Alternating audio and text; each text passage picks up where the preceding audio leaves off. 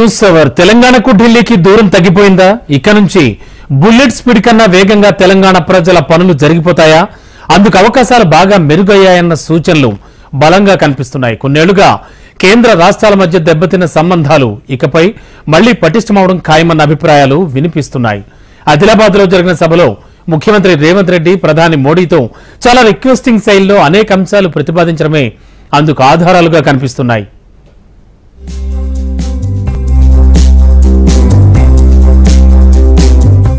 మా వైపు నుంచి ఎలాంటి భేషజాలు లేకుండా రాజ్యాంగబద్ధ సంస్థలు గవర్నర్ వ్యవస్థ గాని జ్యుడిషియల్ వ్యవస్థ గాని ప్రజల చేత ఎన్నుకోబడ్డ కేంద్ర ప్రభుత్వంతో ఎలాంటి ఘర్షణాత్మకమైన వైఖరిని మేము తీసుకోము.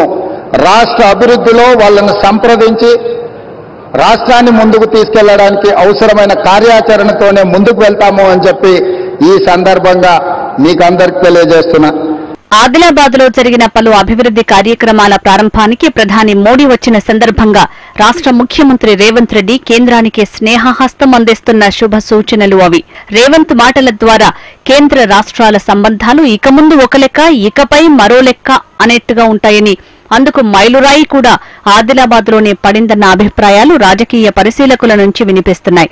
అభివృద్ది కార్యక్రమాల ప్రారంభం, మరికొన్నింటికి శంకుస్థాపన చేసిన సందర్భంగా ఎలాంటి శషబిషలకు తావు లేకుండా, ఎలాంటి ఉపోద్ఘాతాల జోలికి వెళ్లకుండా ముఖ్యమంత్రి రేవంత్ డైరెక్ట్ పాయింట్ కు చేశారు.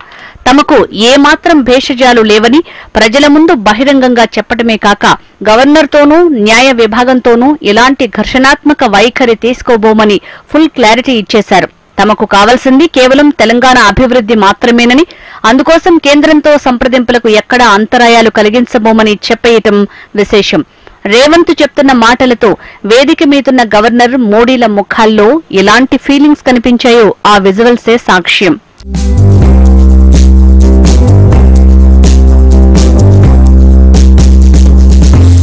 పార్టీలు ఎన్ని అభిప్రాయ భేదాలున్నా ప్రగతి కోసం రాజీ పడాలనే వైఖరిని రేవంత్ ఎంచుకున్నారా?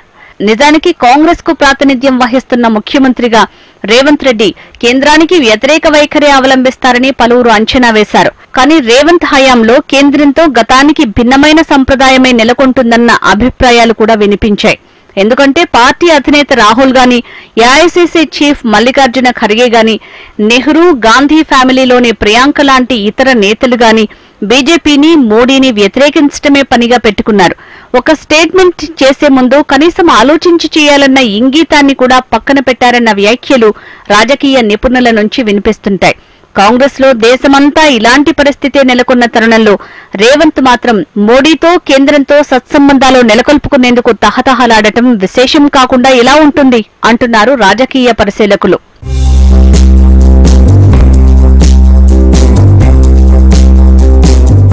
రేవంత్ వైఖరిని ఆ పార్టీ అధిష్టానం ఎలా స్వీకరిస్తుంది అనేది ఒక ఇంట్రెస్టింగ్ పాయింట్. అదే సమయంలో రేవంత్ ముందున్న సవాళ్లు, అధిగమించాల్సిన అంశాలు, ఆయన మీద తెలంగాణ ప్రజలు పెట్టుకున్న అంచనాల వంటివి చూస్తే రేవంత్ వైఖరి సరైందేనని అనిపించక మానదు. ఒక రాష్ట్రానికి ముఖ్యమంత్రిగా దాదాపు 4 కోట్ల మంది ప్రజలకు ప్రాతినిధ్యం వహిస్తున్న రేవంత్ పాలనాపరమైన అంశాలను గాని, వాటి నిర్వహణలో తలెత్తిన అభిప్రాయ భేదాలను గాని వ్యక్తిగతంగా తీసుకోవటానికి వీల్లేదు. వ్యక్తిగతంగా తీసుకోవటం సమర్థనీయం కాదని కూడా రాజనీతి చెప్తోంది. అదే సూత్రాన్ని ఇప్పుడు ముఖ్యమంత్రి హోదాలో రేవంత్ రెడ్డి అమలు చేస్తున్నారా అన్న అభిప్రాయాలు వినిపిస్తున్నాయి.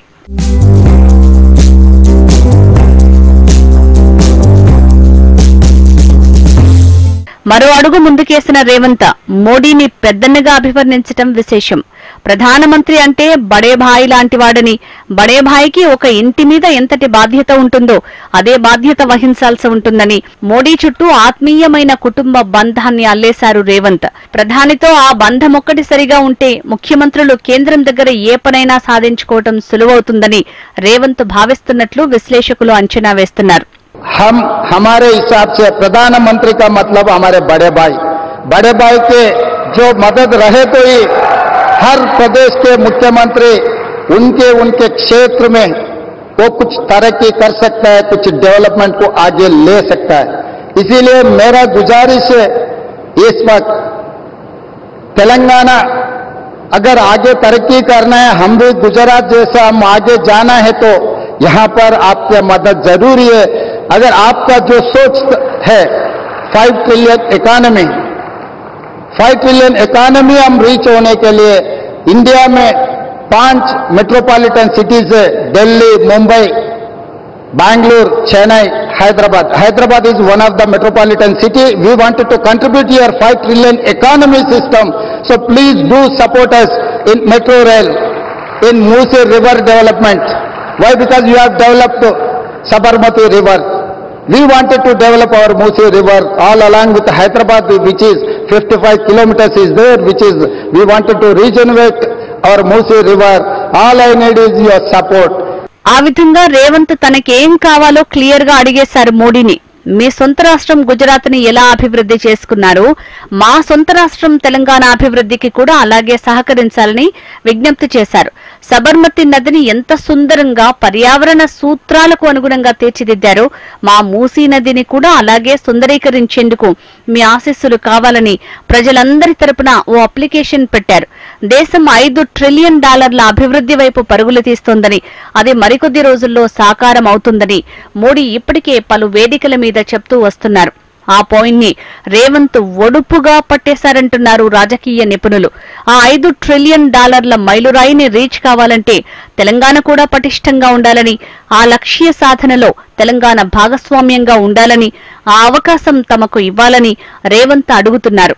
అంతేకాదు, సెమీకండక్టర్ల తయారీలో భారత్ దూసుకుపోతున్న వైనాన్ని ప్రస్తావిస్తూ అందుకు తెలంగాణలో పూర్తి అనుకూలమైన పరిస్థితులు ఉన్నాయని, ఆ విషయంలో కేంద్రం అందిస్తున్న ప్రోత్సాహకాలు ఎంతో బాగున్నాయని బహిరంగంగా కితాబిచ్చారు రేవంత్. తాను ముఖ్యమంత్రి అయ్యాక ఢిల్లీలో ప్రధానిని, ఇతర మంత్రులను కలిసినప్పుడు వారి నుంచి వచ్చిన రెస్పాన్స్ గాని, రాష్ట్రానికి వచ్చిన క్లియరెన్స్లు గాని ఆశావహంగా ఉన్నాయని చెప్పడం విశేషం. దీంతో కేంద్ర రాష్ట్రాల మధ్య గతంలో ఎన్నడూ కనిపించని సరికొత్త సంబంధాలు తెరమీదికి రావటం ఖాయమంటున్నారు రాజకీయ పరిశీలకులు.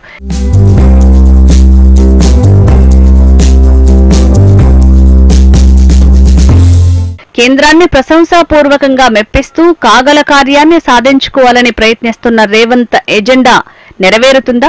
రాజకీయాలను పక్కన పెట్టి ప్రగతిని మాత్రమే సెంటర్ పాయింట్ గా చేస్తే అది రేవంత్ ప్రాతినిధ్యం వహిస్తున్న కాంగ్రెస్ కు మేలు చేస్తుందా? పీఎం మోడీ, సీఎం రేవంత్ కలిసిన తొలి ప్రోగ్రాంలోనే రాష్ట్రానికి కావాల్సిన చిట్టా విప్పిన రేవంత్ కు కేంద్రం సహకరిస్తుందా? ఎందుకంటే తెలంగాణలో ఉన్న 3 ప్రధాన పార్టీలు కూడా మిగతా 2 ఒక్కటేనని ఆరోపణలు చేస్తూ వస్తోన్న ఈ క్రమంలో రేవంత్ నుంచి ఇలాంటి ప్రపోజల్స్ రావడం సత్ఫలితాలిస్తాయా?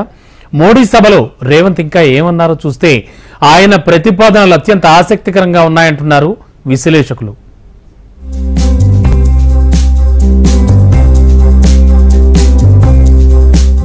కేంద్ర రాష్ట్ర ప్రభుత్వాలు ఒక అవగాహనతో ముందుకు వెళ్లాలని, అప్పుడే తెలంగాణకైనా వెనుకబడ్డ ఆదిలాబాద్ జిల్లాకైనా ఎంతో న్యాయం జరుగుతుందని ముఖ్యమంత్రి రేవంత్ ఓ స్థిరమైన అభిప్రాయంతో ఉన్నారు. కేంద్ర రాష్ట్రాల మధ్య విన్ విన్ సిట్యుయేషన్ అనేది ఉండాలని రేవంత్ కోరుకుంటున్నట్టు తేటతెల్లమవుతోంది అంటున్నారు. ఇచ్చిపుచ్చుకునే ధోరణి ఉంటేనే ప్రజలకు న్యాయం జరుగుతుందని, అంతే తప్ప రాజకీయాల కోసం వ్యక్తిగత భేషజాలకు పోతే చివరకు ప్రజలు అన్యాయమైపోతారనే అభిప్రాయంతో రేవంత్ ఉన్నారంటున్నారు విశ్లేషకులు. అందుకే తుమ్మిడిహెట్టి ప్రాజెక్టుని ప్రస్తావించిన రేవంత్ కేంద్రంతో తాము ఘర్షణాయుతమైన వాతావరణాన్ని కోరుకోవటం లేదని ఫుల్ క్లారిటీ ఇవ్వటం విశేషం. आदिलाबाद अगर इनके यहाँ पर पानी देना है तो तुम्मिडिहेट्टी इरिगेशन प्रोजेक्ट हम लोग बनाना है. महाराष्ट्र से 1850 एकर्स एग्जैक्टली, कोई गांव डूब रहा नहीं, कोई किसी किसान को नुकसान है. जितना भी लैंड एक्विजिशन में कंपनसेशन पे करना है हमारे प्रदेश सरकार तैयार है. आपके तरफ से एक शब्द भी महाराष्ट्र सरकार को आप इशारा दिए तो हमारा तुम्मिडिहेट्टी प्रोजेक्ट यहीं पर हम बना के आदिलाबाद को कुछ कम 1.5 लाख एकड़ ये आदिवासियों को पानी देने के लिए हमको एक मौका मिलेंगे. ऐसे कुछ डेवलपमेंट में आपके मदद हम मांग रहे हैं. आपके आशीर्वाद हमेशा हमारे सरकार के ऊपर, तेलंगाना जनता के ऊपर रहना. आप प्रधानमंत्री खोदा पे अभी पहली बार जब हमारा सरकार बनने के बाद आप आए, आपको रिसीव करने में और तेलंगाना तरक्की में आपके मदद लेने के लिए हम लोग सब इधर हाजिर है. आगे भी केंद्र सरकार से हम कोई रणनीति या नहीं तो हम लड़ना नहीं चाह रहे. మహారాష్ట్రలోని తుమ్మిడిహెట్టి ప్రాజెక్టుని రేవంత్ ప్రస్తావించడం ఆసక్తికరంగా మారింది. పార్లమెంటు ఎన్నికలు తరుముకొస్తున్న తరుణంలో గ్యారంటీల అమలు, ఉద్యోగాల నోటిఫికేషన్లు, నియామక పత్రాల అందజేత వంటి కార్యక్రమాలతో శరవేగంగా ప్రజల ముందుకు వెళ్తున్న రేవంత్ తుమ్మిడిహెట్టి ప్రాజెక్టుని కూడా మోడీ సభలో ప్రస్తావించడం విశేషంగా మారింది. తుమ్మిడిహెట్టికి కేవలం 1850 ఎకరాలు మాత్రమే అవసరమవుతుందని, ఆ భూములు సమకూర్చడానికైనా వాటికి పరిహారం రిలీజ్ చేయడానికైనా తెలంగాణ ప్రభుత్వం సిద్ధంగా ఉందని తేల్చి చెప్పారు.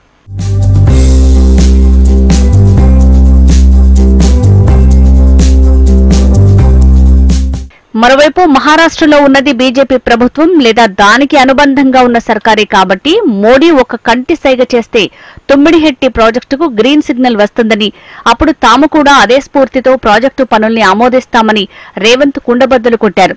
తుమ్మిడిహెట్టి ప్రాజెక్టు ద్వారా ఉమ్మడి ఆదిలాబాద్ జిల్లాలోని 2.5 లక్షల ఎకరాలకు సాగునీరు లభిస్తోంది. వెనుకబడ్డ ఆదివాసీ బిడ్డలకు ఆ ప్రాజెక్టు ఎంతో మేలు చేస్తుందన్నారు రేవంత్.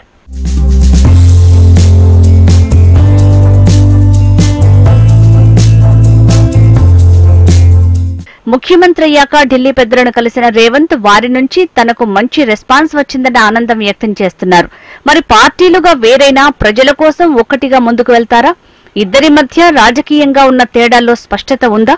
ప్రజల కోసం పార్టీలకు అతీతంగా వ్యవహరించే సరికొత్త సంప్రదాయం తెలంగాణలో ఆవిర్భవించబోతోందా అన్న వ్యాఖ్యలు వినిపిస్తున్నాయి. ఎందుకంటే రేవంత్ లో కనిపించిన తాజా వైఖరిని పరిగణనలోకి తీసుకుంటే కాంగ్రెస్ పెద్దలకు అంగీకారం కాదన్న అభిప్రాయాలు వినిపిస్తున్నాయి. మరి రేవంత్ ఇంత స్వతంత్రంగా ఎలా వ్యవహరిస్తున్నారు అన్న ప్రశ్నలు మరోవైపు రాజకీయ నిపుణులను తొలిచేస్తున్నాయి. అయితే కాంగ్రెస్ రాజకీయాలను పరిశీలిస్తే ఆయనకు పీసీసీ పగ్గాలు అప్పగించడం కంటే ముందు నుంచి రేవంత్ కు వ్యతిరేకంగా సీనియర్ల హడావుడి తారాస్థాయిలో కనిపించింది. అలాంటి అందరి మీద హైకమాండ్ సపోర్టుతో రేవంత్ పైచేయి సాధించారు. ముఖ్యమంత్రిగానూ తన ప్రత్యేకతను, తన సుపీరియారిటీని చాటుకుంటున్నారు.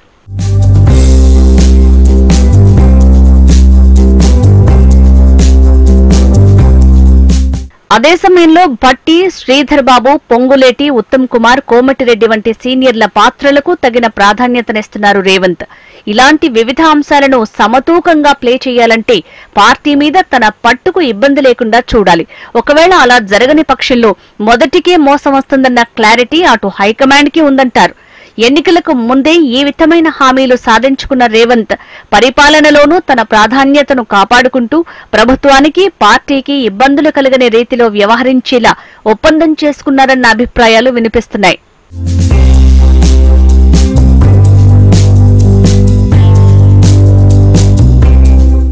ఒకవేళ రేవంత్ కు అలాంటి స్వతంత్రత గనక ఇవ్వకపోతే ఏం జరుగుతుంది? ఇప్పుడు హిమాచల్ ప్రదేశ్ లో కాంగ్రెస్ కు ఏం జరుగుతుందో అలాంటి పరిస్థితే తెలంగాణలోనూ ఎదురయ్యే అవకాశం ఉందంటున్నారు రాజకీయ నిపుణులు. తెలంగాణకు సంబంధించినంత వరకు కాంగ్రెస్ కు ఇక్కడ అధికారం అనేది ఒక బోనస్. ఇప్పుడు దేశంలో కాంగ్రెస్ 3 రాష్ట్రాల్లో మాత్రమే అధికారంలో ఉంది: హిమాచల్ ప్రదేశ్, కర్ణాటక, తెలంగాణ.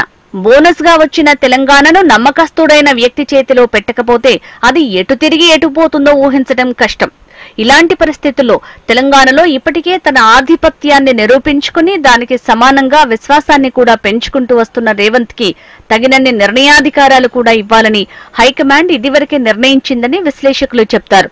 ఆ స్వేచ్ఛతోనే తనదైన శైలిలో తెలంగాణను అభివృద్ధి పదంలో తీసుకువెళ్లేందుకు తన ముందున్న అన్ని మార్గాలను వాడుకోవాలని రేవంత్ నిర్ణయించుకున్నట్టు విశ్లేషకులు అభిప్రాయపడుతున్నారు.